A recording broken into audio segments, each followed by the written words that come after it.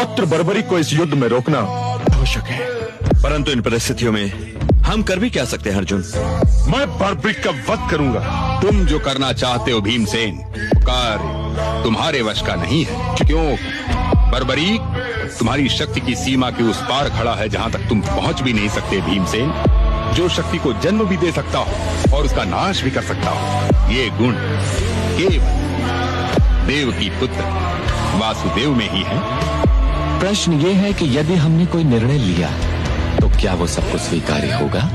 आप तो कोई अनुचित निर्णय ले ही नहीं सकते वासुदेव। आप जो भी निर्णय लेंगे हमें स्वीकार होगा, पर किसी भी ढंग से इस संकट को टालिए केशव।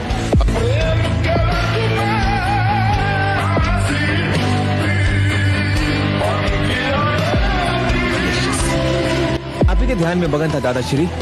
बर्बरीक, तुमने गुरु विजय सिद्धसेन से जो 3 बाण प्राप्त किए, उनकी महिमा तो बताई, वो बाण तो तुमने हमें दिखाए ही नहीं। ये है वो चमत्कारी वाण दादाश्री।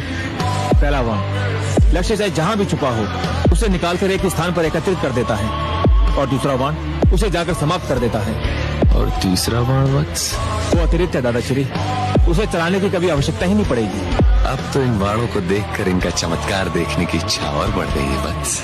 कि ये वृक्ष नहीं, शत्रु की सेना, इसका हर पत्ता एक सैनिक, और तुम्हें इस सेना को समाप्त करना है।